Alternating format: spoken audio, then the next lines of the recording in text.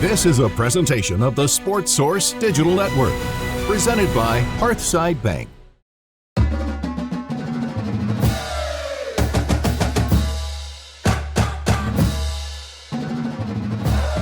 Welcome into the Sports Source Digital Network. We're going to be talking about Josh Heupel and some of his comments at SEC Media Days this week, and I'm going to be doing that with Tyler Ivens from 99.1 The Sports Animal, with Vince Ferrara from 99.1 The Sports Animal, with Kevin Simon, who occasionally pops up on 99.1 The Sports Animal, but is also going to be co-host with me on the Sports Source Saturday Kickoff, our pregame shows in the fall. Yes, sir. Kevin, of course, played at Tennessee, played in the NFL, worked in the front offices of NFL teams, worked over at UT on the staff there. Thanks for being with us to all three of you guys. As I said, I want to start with some of the things that Josh Heupel said down in Atlanta this week, starting with the question he received regarding Nico. You knew that was going to be the first thing out, and of course it was. He tried to actually answer it before it even came up in his opening, dialogue, soliloquy.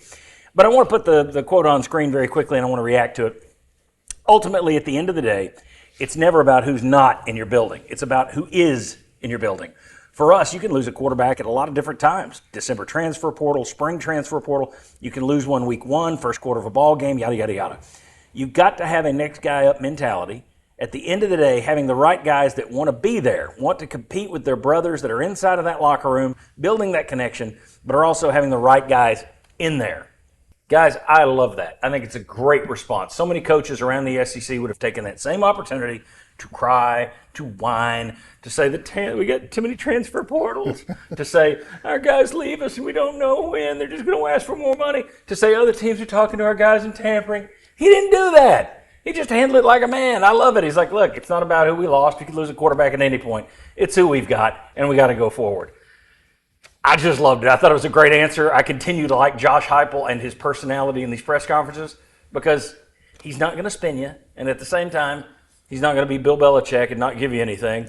He's mastered the art of not really saying anything, but he's friendly in doing it. Right. And this, he avoided crying, which a lot of coaches do. So to me, I love it. Yeah, and I think he took it to another level in specifically talking about the quarterbacks because two of those guys are not going to start the season as the quarterback. Right. So he said, hey, a couple of years ago, we had an example of one guy who won the job, and then that guy got hurt. And then the next guy had to step up, and he was ready to go and rolled from there. So it keeps all those guys engaged, sends a great message, and I do agree that was the right approach to take for that subject. Thoughts? Yeah, one of the things I love that he said is that our young guys don't have time to be young. Yeah. And that sends a message to the whole squad like, hey, there's a sense of urgency about getting the material down, understanding what we're doing so you can have an opportunity to get on the field. We don't want information to be the difference between you being able to contribute or you catching a splinter on the sideline. I liked it from a standpoint. He even followed up, coming up with our interview. There's some coaches that are good at talking, and there's some coaches that understand at the end of the day it's all about wins and losses. He could sit here and waste people's time for 5 to 6 minutes and get his gripe show on, or he can go, next man up. I'm worried about the people that are in my locker room, in my facility, and I want to win. Because at the end of the day, the fan base of the University of Tennessee just wants wins. You get the feeling that this is a guy who would much rather be on the field with a whistle in his mouth than sitting talking to guys in the media with a microphone in his face. 100%. At the same time, what's beautiful about it is he doesn't Belichick. Mm-hmm. He's not dismissive. Mm-hmm. He sits there, he does it, he's friendly enough, but you can tell it's just like, here's the gist, let's cut to it, I'm out of here, bye. Yeah. I love it. I just think it's great when everybody else whines and cries, you got a coach who just is what it is, let's handle it. Well, terrific. I think you're also setting a precedent with your team to control the controllables. Yeah. You got to get them to focus on the things that they can control. Right. And that's what he's trying to echo in his sentiments, and he's doing it on a national stage. I think it's good. A lot of those coaches use the media to talk to their players. Yeah. And that's exactly what I think he was doing. So good call on that one. Let me put up another quote. And this was talking about, and a lot of Vol fans ate this one up. This one was bouncing all over the place yesterday. They're not happy with what happened at Columbus in the season. Here's the quote. You want to play here in Atlanta and play for a conference championship, win it, and then get in the playoff and go win that thing too.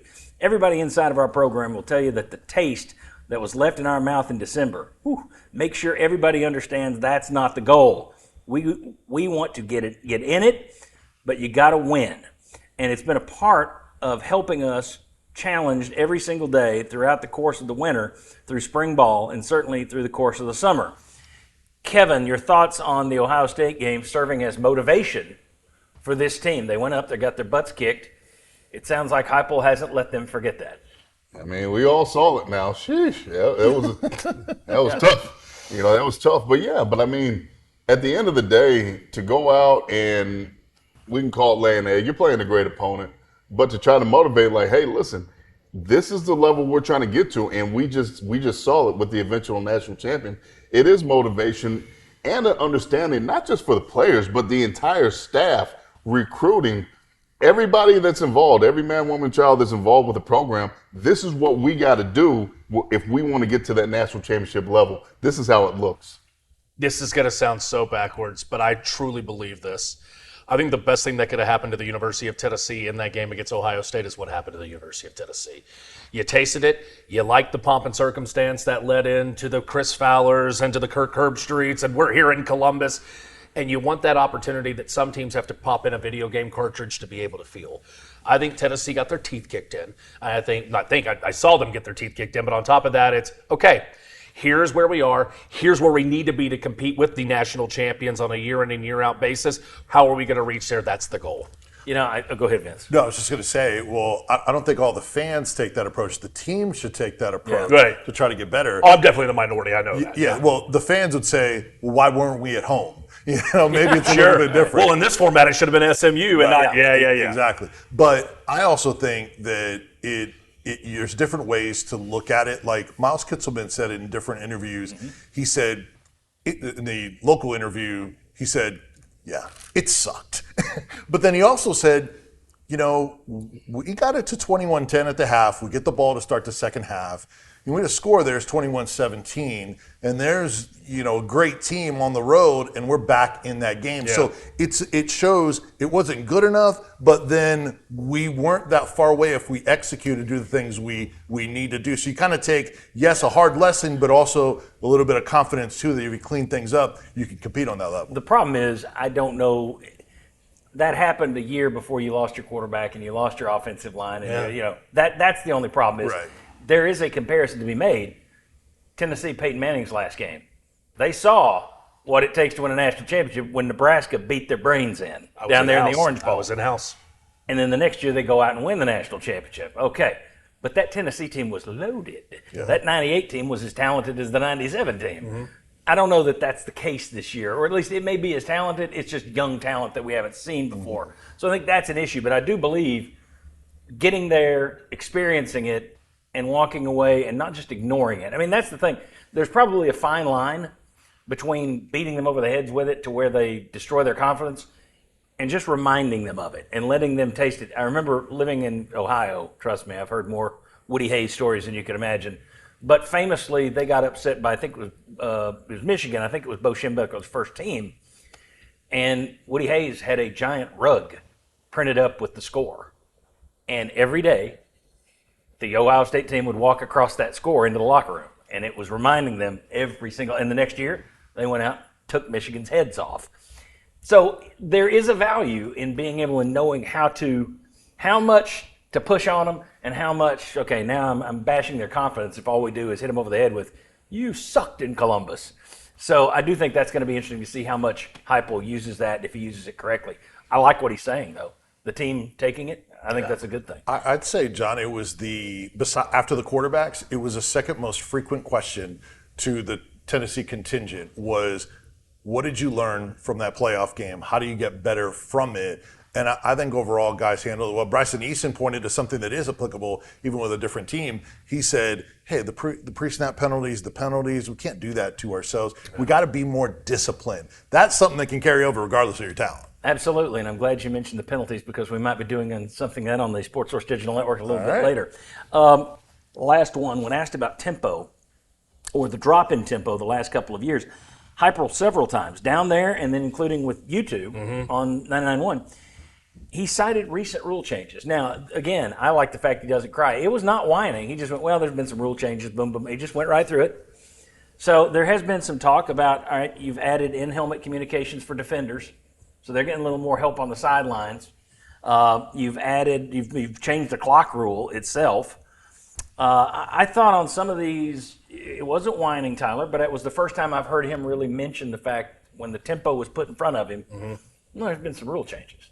I didn't have a problem. I thought it was interesting because I haven't heard him say that prior. More ingredients to some of the larger questions recently on the network. Yep. Jimmy, myself, we sat down.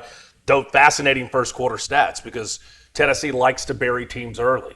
Very wrestling, very Undertaker at WrestleMania, get it over with, bury them and be done. When Tennessee's ahead, it's tough for them to be able to look at Brian Kelly against LSU. Hey, coach, you're going down to the locker room here, down. What do you want us to do? We're in a hole right now. We can't get out of the hole. Josh Heupel's team's fast. Those comments going into the afternoon game against LSU at halftime, that's what it is. It's buried them early because nobody can play from behind against Josh Heupel's team. And then he kind of lets us in on the ingredients of, well, here's the reason why, here's the reason why. It might not all just be talent at the quarterback position. I'm intrigued by this because perhaps that pulls back on a lot of, is Joey Aguilar ready for this type of tempo or this pace? Questions that a lot of people usually present to him. Go ahead, Ken. Yeah, the thing that I took from it is, and like he said, he's like, well, we want to go fast.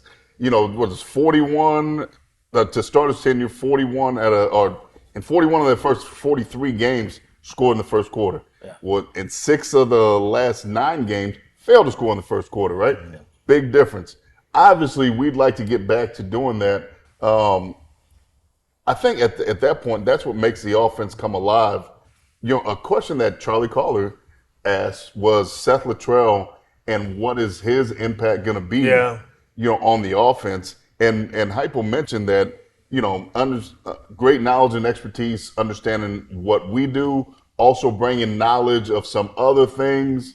And maybe that will be something that helps us get over the hump.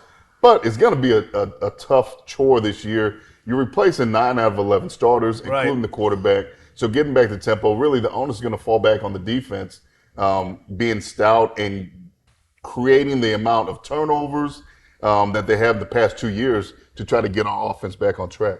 I think it was a reminder of all the things that are involved in running tempo.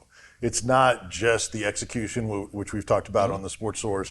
It's not just on the quarterback. It's a myriad of things. And I think that was one of the things, just a little reminder that that's a part of the equation too. It's not as easy to run full tempo. Oh, by the way, Tennessee was the only team in the SEC or in college football that didn't run the tempo that they typically did. They were kind of parallel with Ole Miss. Ole Miss would dial things back at times as well. They didn't run crazy tempo. So those are kind of things that apply to them also. Yeah, and I just haven't heard, the one thing we haven't talked about, we haven't gone down the road of, the rule changes. How much did that impact things? And there are a couple of things that are expected to happen this year that it's going to be interesting to see if it works. First, you're going to get timeouts charged if they feel someone has faked an injury. There's going to be a timeout charge to the other team, so hopefully you'll have less faking of injuries. But the bigger deal that you saw, specifically in the Brett Bielema, Shane Beamer dust-up in the bowl game, was defenses had learned, we're supposed to have time to do our substitutions. So they took that to the extreme, and they're walking out there. They're crawling out there. And now it's expected you're going to have a change to where defensive substitutions must be made at an athletic pace. Whatever that means. So they can't go, so it can't go glacial. What does that mean? What is an athletic pace to do the substitution? Regardless, it does sound like this would be a slight move back in the favor of teams who like to go up tempo. It's like, okay, we realized we tried to give the defense a little bit of a break here. They took an inch, they went a mile. Now we're going to try and rein them in. I don't know that this will rein them in. I don't know what an athletic pace is. But as long as it's not a glacial pace, I guess that's a step in the right direction. Tyler Ivens, Kevin Simon, Vince Ferrara, thanks to all of you for being here. If you like this kind of content, be sure to hit the thumbs up. Be sure to ring the bell, and it will notify you when we post new stuff. Be sure to hit the subscribe button, and leave us a comment. What did you think of Josh Heupel's take down there in Atlanta? Do you like the way he handles the press? Do you like the idea that, we didn't like that taste in our mouth, we're going to get back at it? Or did you just say too little too late? Tell us in the comments section. We'll see you next time right back here on the Sports Source Digital Network.